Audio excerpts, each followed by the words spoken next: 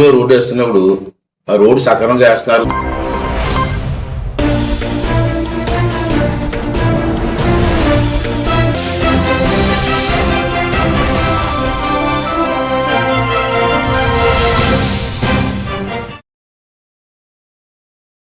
Welcome to A1 TV Telugu news.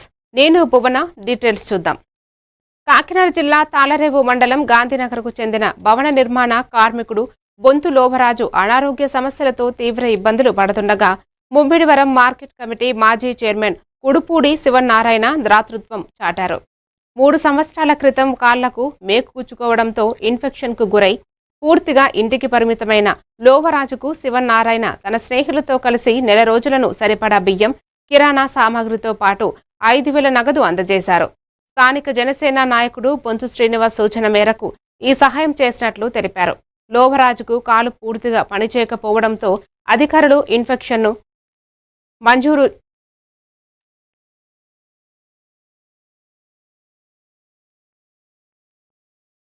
మేస్త్రిగా ఉండి అనేక building నిర్మాణం చేసి ఎంతో మందికి జనాలకి ఉపాధి కల్పించిన వ్యక్తి ఈ రోజున తను ప్రభుత్వం సాయం కోసం ఎదురు చూసే పరిస్థితికి వచ్చాడు. ఎందుకంటే ఏదైతే భవన నిర్మాణం పనులు చేసే సమయంలో ఐరన్ రాడ్ కాళ్ళు గుచ్చుకోవడం వల్ల షుగర్ ఉండడం వల్ల ఏమైందంటే కాళ్ళు పూర్తిగా పాడైపోయింది, నడవలేని స్థితిలో ఉన్నాడు. అలాగే మొన్న సదరం సర్టిఫికేట్ కూడా వెళ్ళి ఈరోజు కూడా సదరం సర్టిఫికేట్ కూడా ఇవ్వలేదు. అది డిపార్ట్మెంట్తో మాట్లాడి గౌరవ మన ఎమ్మెల్యే గారితో కూడా మాట్లాడి తక్షణమే అతనికి సదరం సర్టిఫికేట్ చేయించడము, పెన్షన్ ఇచ్చే ఏర్పాటు కూడా ఇచ్చేటట్టుగా చర్యలు తీసుకుంటామని చెప్పి తెలియజేస్తూ జరిగి అలాగే కాళ్ళు రాడ్ పూడ్చుకుని ఆ మొత్తం కాళ్ళు అంతా కూడా ఓడైపోయిన పరిస్థితి. అప్పటి నుంచి కూడా ఇప్పటి వరకు ఏ విధమైనటువంటి సహాయం లేక ఏ పని లేక చాలా ఆర్థిక ఇబ్బందుల్లో ఉన్నాడు. ముఖ్యంగా ప్రభుత్వం భవన నిర్మాణం కార్మికుల సంక్షేమ బోర్డు నుంచి కొన్ని వీళ్ళకి సదుపాయాలు కల్పించేది, అవన్నీ కూడా ఇప్పుడు ఆపేశారు. ఇప్పుడు అయినా ఈ ప్రభుత్వం వెంటనే స్పందించి ఇటువంటి ప్రమాదాలు జరిగినా లేదంటే కాళ్ళు చెయ్యి పనిచేయనటువంటి ఈ యొక్క బిల్డింగ్ వర్కర్స్కి ఖచ్చితంగా ప్రభుత్వం ఆర్థికంగా సహకారం అందించి ఆదుకోవాలి. ప్రభుత్వం వెంటనే ఈ యొక్క నిధులను కేటాయించి ఇటువంటి వాళ్ళని ఆదుకోవాలని, ముఖ్యంగా బొంతు లోవరాజుకి అన్ని విధాల సహకారం అందించే విధంగా చేయమని చెప్పేసి ప్రభుత్వానికి విజ్ఞప్తి చేస్తున్నాం.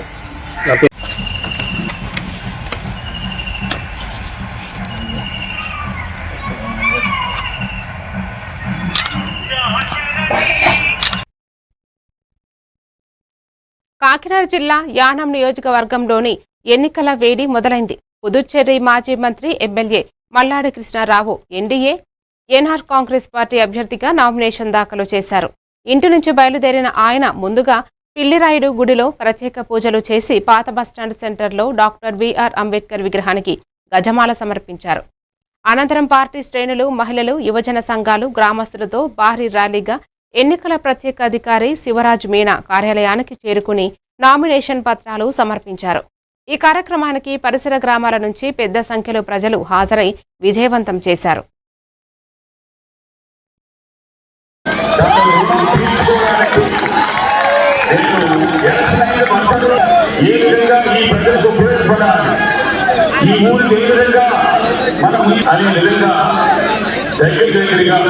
అక్కడ ఏంటంటే సెకండ్ పాపులేషన్ లో ఒక కాన్స్టిట్యున్సీ ఫిషర్మెన్ కమ్యూనిటీ, మిగతా రెండు కాన్స్టిట్యున్సీ లో థర్డ్ పాపులేషన్ లో ఫిషర్మెన్ ఉంది. అక్కడ ఎవరు నెగ్గినా కానీ 100 మీదే ఉంటుంది, ఎప్పుడు కూడా 500, 600, 200 మీదే ఉంటుంది. నాకు ఆ 3 కాన్స్టిట్యున్సీ లో పూర్తిగా పట్టుంది. ఇక్కడ అంత ఫిషర్మెన్ లేకపోయినా కానీ 100లో 70% ఫిషర్మెన్ అక్కడ ఓటేస్తారు. నేను చెప్తే ఇంకో 10% ఎక్స్ట్రా చేస్తే 500 ఓట్లే తేగలిగితే అక్కడ ఎమ్మెల్యేలుగా గెలుస్తారు. అందుకని నేను క్యాంపెయిన్కి కార్యకాల్ మాహే నేను క్యాంపెయిన్ కూడా వెళ్ళే పరిస్థితి ఉంటుంది. నేను సూచించిన క్యాండిడేట్ని కూడా గెలిపించుకునే పరిస్థితి ఉంటుంది. గత 2 నెలల క్రితమే నేను చెప్పాను, నేను మల్లాడి కృష్ణారావు పోటీ చేస్తే ఒక్కడు కాదు మినిమం 3 అసెంబ్లీలోకి అడుగు పెట్టేలాగా ఉంటుందని చెప్పేసి. శృంగవరపుకోట నియోజకవర్గంలోని ఏరియా ఆసుపత్రి అభివృద్ధికి కీలక నిర్ణయాలు తీసుకున్నట్లు ఎమ్మెల్యే కోళ్ల లలిత కుమారి తెలిపారు. ఆసుపత్రి అభివృద్ధి కమిటీ సమావేశంలో రోగులకు మెరుగైన వైద్య సేవలు, మౌలిక వసతుల కల్పనపై చర్చించి పలు తీర్మానాలకు ఆమోదం ఇచ్చారు. ఆసుపత్రికి చేరుకునే పంచాయతీ రోడ్డును నిర్మించడం, ప్రహరీ గోడ, sanitation, septic tank cleaning, electrical పనులను వెంటనే చేపట్టాలని ఆదేశించారు. సిబ్బంది సంక్షేమంలో భాగంగా కంప్యూటర్ ఆపరేటర్ల వేతనాన్ని 11,500 నుంచి 14,500 రూపాయలకు పెంచారు. భద్రతా కోసం సెక్యూరిటీ సిబ్బందిని పెంచాలని నిర్ణయించారు. మేము చేయగలిగి చేస్తాం. ఒక పబ్లిక్ ప్లేస్ అండి. రాత్రి 3 గంటలకు దొంగ ఏదైతే 100 యూజర్స్కి ఏదైతే ప్రొవిజన్ ఉందో ఆ ప్రొవిజన్ ఎగ్జిస్టింగ్ సెక్యూరిటీ టైం ఉంది మేడం. మనం ఫర్దర్ కట్టాలంటే మనం ఏదైనా ప్రపోజల్ పెట్టుకోవాలి. ఈ వర్క్ అయితే రెండు ఉన్నాయి. కాంట్రాక్ట్ ఎవరైనా చూసి మీరు కూడా మాట్లాడండి. మాకు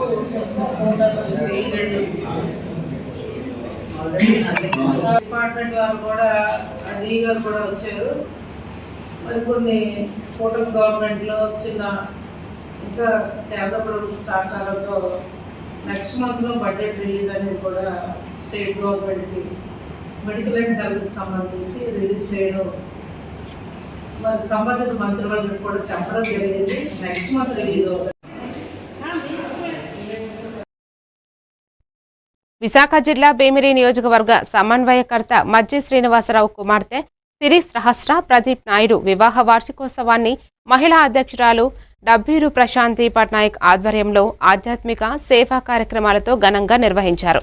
తగరపు వలస శివాలయంలో దంపతుల గోత్ర నామాలతో ప్రత్యేక అభిషేకాలు, అర్చనలు జరిపి ప్రసాదం పంపిణీ చేశారు. అనంతరం అనాథాశ్రమంలో అల్పాహారం పంపిణీ చేసి కేక్ కట్ చేశారు. ఈ సందర్భంగా ప్రశాంతి పట్నాయక్ మాట్లాడుతూ చిన్న శ్రీను అడుగుజాడల్లోనే తన రాజకీయ ప్రయాణం కొనసాగుతుందని, సిరి సహస్ర సేవా కార్యక్రమాలు ఆదర్శమని కొనియాడారు. ధనధాన్య సమృద్ధిరస్తు, మనస్సంకల్ప సిద్ధిరస్తు, అకాల సహరణ సర్వవ్యాధి నివారణం, సమస్త అవరోక్షేకరం శ్రీ పార్వతే నమకంటే సర్వదేవత ప్రసాద సిద్ధిరస్తు, ఆయుష్యమస్తారోగ్యమస్తు, మనస్సంకల్ప సిద్ధిరస్తు, సౌభాగ్యమస్తు.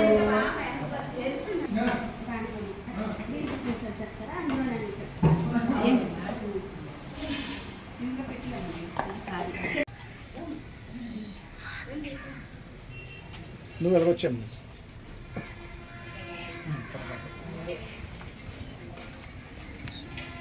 భవతి భవతి తతో తతో భూత భూత ప్రేత ప్రేత పిశాచ పిశాచ బద్ధ బద్ధ బ్రహ్మ బ్రహ్మ. పారిశ్రామిక వృద్ధిలో మరో ముందడుగు పడింది.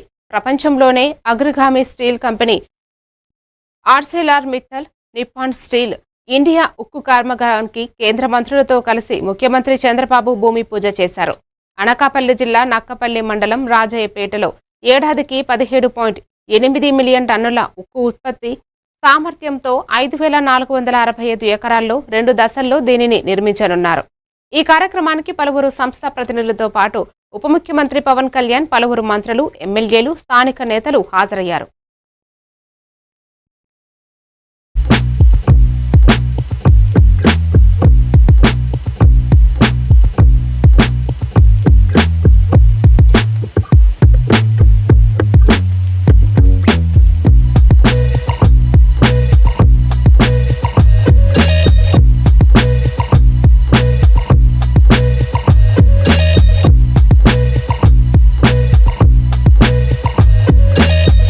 Chandrababu Naidu ji for his forward-looking approach, rich administrative experience and unwavering commitment to industrial development have positioned Andhra Pradesh.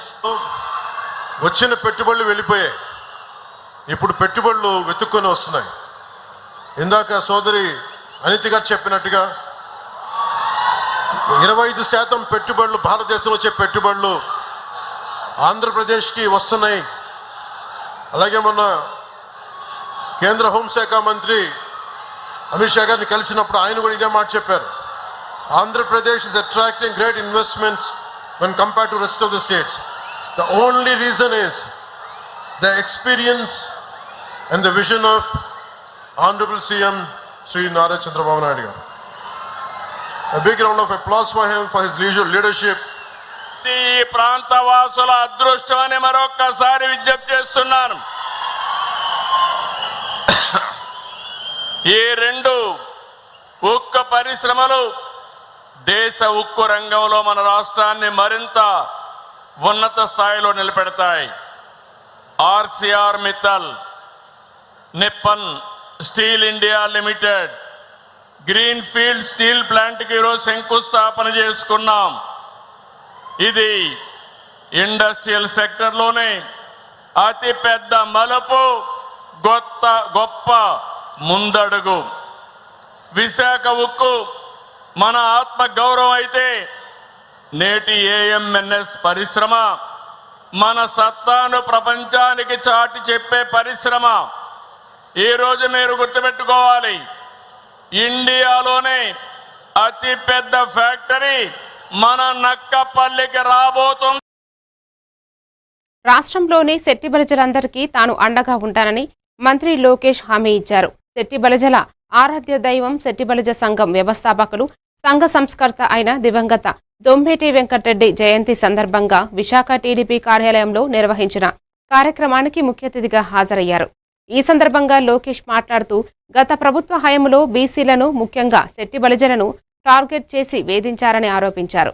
Yuvagalam పాదయాత్రలో తనను కలిసిన శెట్టి బలిజ సోదరులు దొమ్మేటి జయంతిని రాష్ట్ర పండుగగా చేయాలని కోరారు. ప్రజాప్రభుత్వంలో వారికిచ్చిన మాటను నిలబెట్టుకుంటున్నానని తెలిపారు. బ్రిటిష్ పాలనలో మన శెట్టి బలిజ సోదరులు వలసలుగా బర్మాకి వెళ్ళేవారు. దాంట్లో భాగంగా దొమ్మేటి వెంకటరెడ్డి గారు కూడా ఆనాడు బర్మాకి వెళ్ళారు.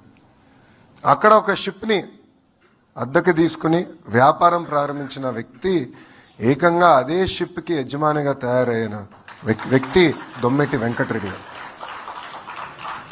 ఆయన అంత దూరం వెళ్ళినా విద్యా విలువల గురించి తెలుసుకునేవారు. దాని తర్వాత మన పిల్లల కోసం ఆయన బర్మాలో ఏకంగా పాఠశాలలు ప్రారంభించారు. అడల్ట్ ఎడ్యుకేషన్ కూడా పెద్ద ఎత్తున ప్రోత్సహించాలని రాత్రిపూట పెద్దవారు చదువు చెప్పిన గొప్ప వ్యక్తి దొమ్మేటి వెంకటరెడ్డి గారు. పాదయాత్ర కాంగ్రెస్ పార్టీ మహిళలకు అత్యంత ప్రాధాన్యత ఉంటుందని టీపీసీసీ అధ్యక్షులు మహేష్ కుమార్ గౌడ్ వెల్లడించారు. మహిళా కాంగ్రెస్ కార్యవర్గ సమావేశంలో ఆయన ప్రసంగించారు. కష్టపడి పనిచేసిన వారికి పదవులు వెతుక్కుంటూ వస్తాయని ఆయన చెప్పారు. ఇచ్చిన పదవులను అలంకారప్రాయంగా కాకుండా బాధ్యత చేపట్టి పార్టీ అభివృద్ధి కోసం పనిచేయాలని సూచించారు. ముఖ్యమంత్రి రేవంత్ రెడ్డి నేతృత్వంలోని ప్రజాప్రభుత్వం మహిళలకు అనేక సంక్షేమ కార్యక్రమాలు చేపట్టిందని ఆయన వివరించారు.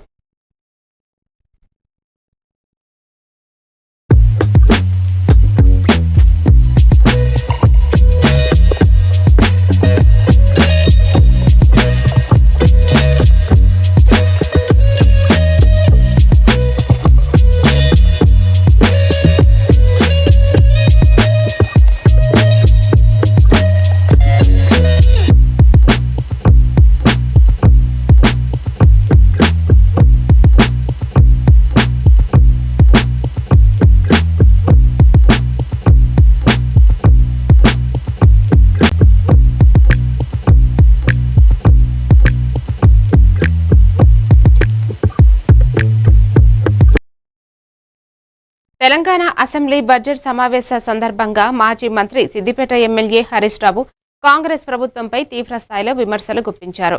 గత బడ్జెట్లో ఇచ్చిన హామీలు ఏమయ్యాయని ప్రశ్నించిన ఆయన క్షేత్రస్థాయిలో గ్యారెంటీల అమలు తీరుపై ప్రభుత్వాన్ని నిలదీశారు.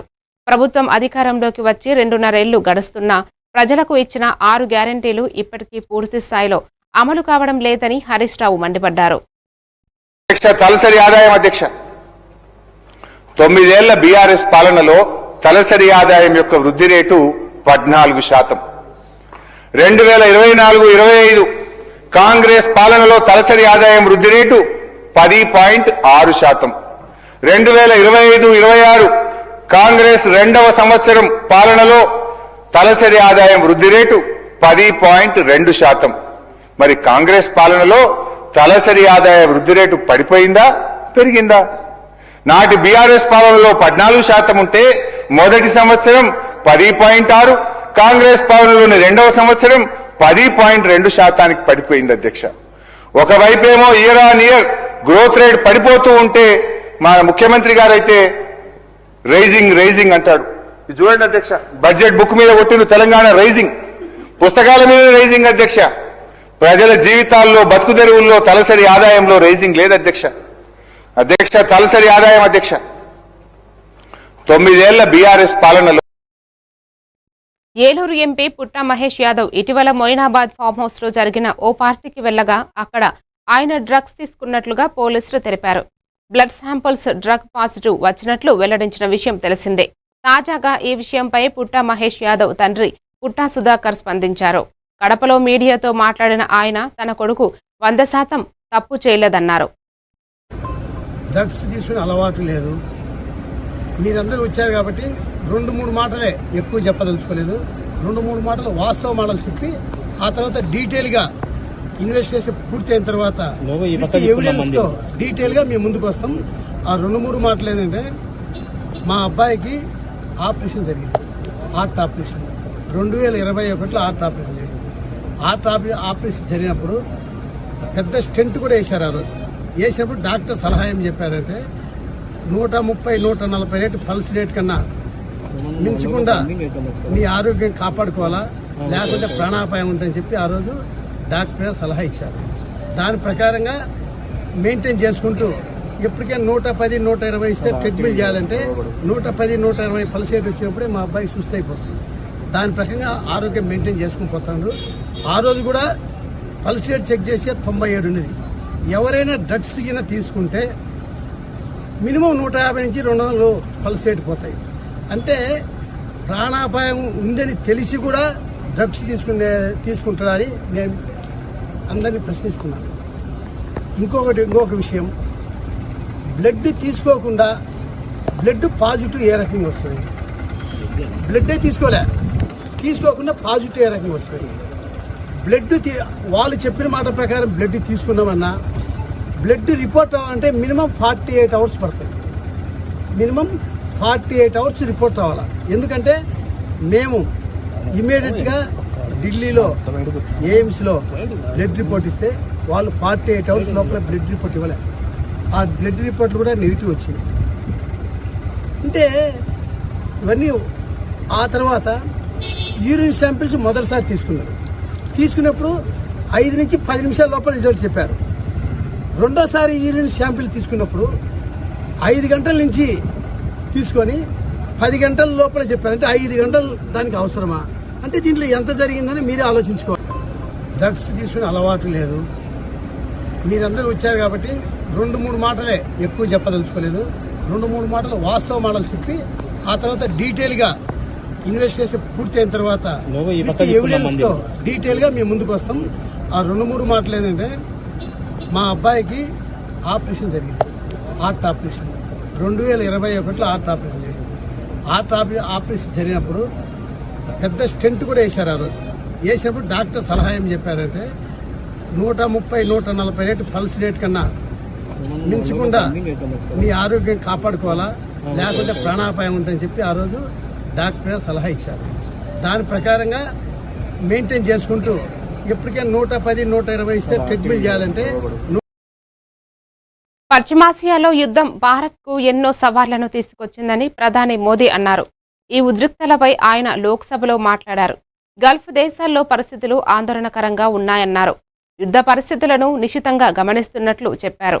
అక్కడ చిక్కుకున్న భారతీయులను సురక్షితంగా తీసుకొస్తున్నట్లు తెలిపారు. ఎల్పీజీ విషయంలో ప్రజలకు ఇబ్బందులను ఎదురుకాకుండా చూడటమే తమ ప్రధాన లక్ష్యమన్నారు. हम कोरोना के समय भी एकजुटता से ऐसी चुनौतियों का सामना कर चुके हैं. अब हमें फिर से उसी तरह तैयार रहने की आवश्यकता है. धीरज के साथ, संयम के साथ, शांत मन से हमें हर चुनौती का मुकाबला करना है. एकजुटता से ऐसी चुनौतियों का सामना कर चुके हैं. अब हमें फिर से उसी तरह तैयार रहने की आवश्यकता है.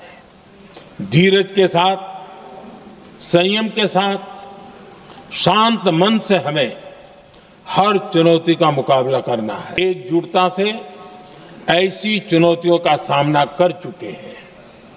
अब हमें फिर से उसी तरह तैयार रहने की आवश्यकता है.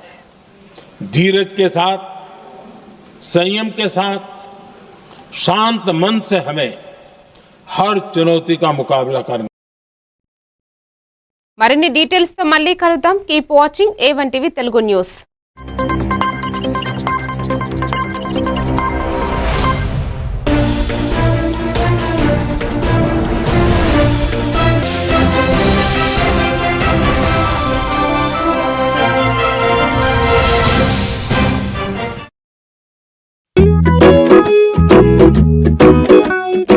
ఇప్పటి పిల్లలు డిజిటల్ ప్రపంచంలో పుట్టి పెరుగుతున్నారు. వాళ్ళ చుట్టూ చాలా గ్యాడ్జెట్స్, వాళ్లతో కమ్యూనికేట్ అయ్యేలా. అందుకే స్కూల్లో కూడా అదే టెక్నాలజీ ఎక్స్పెక్ట్ చేస్తున్నారు. మన పాత పద్ధతులు వాళ్ల ముందు చెల్లవు. మీ స్కూల్లో మై టాకింగ్ ట్రీ ఉంటే పిల్లలకి ఇంటరాక్టివ్ గా నేర్పించొచ్చు. పిల్లలు ఎటువంటి ప్రెషర్ లేకుండా చదువుకోవచ్చు.